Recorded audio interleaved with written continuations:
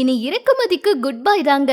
இந்தியாவோட எரிசக்தி தேவைகளை பூர்த்தி செய்யறதுல ஒரு மிகப்பெரிய மைல்கல்ல ஓஎன்ஜிசி நிறுவனம் எட்டி இருக்கு. அரபிய கடல்ல அமைஞ்சிருக்க தாமன் அப்சைட் டெவலப்மெண்ட் திட்டத்தின் மூலமா எரிவாயு உற்பத்தியை அந்த நிறுவனம் அதிகாரப்பூர்வமா தொடங்கி இருக்காங்க. மார்ச் 29ஆம் தேதி முதல் வணிக ரீதியான எரிவாயு விநியோகம் தொடங்கப்பட்டிருக்கு.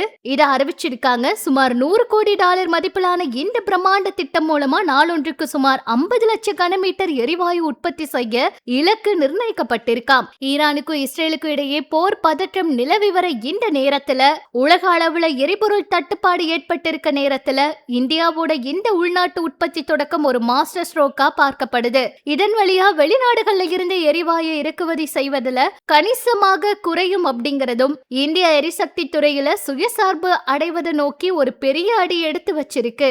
இந்த செய்தி இந்திய பொருளாதாரத்துக்கு பெரும் வலு சேர்க்கும்னு எதிர்பார்க்கப்படுது. சமூக வலைதளங்கள்ல இத பத்தின பேச்சுக்கள் ரொம்ப அதிகமாவே இருக்கு. இந்தியாவை இனி வல்லரசாக்க போவது ஓஎன்ஜிசி தான் அப்படிங்கிற மாதிரி சொல்றாங்க. இந்த திட்டம் நிச்சயமா ஒரு வெற்றியை கொடுக்கும்னு சொல்றாங்க.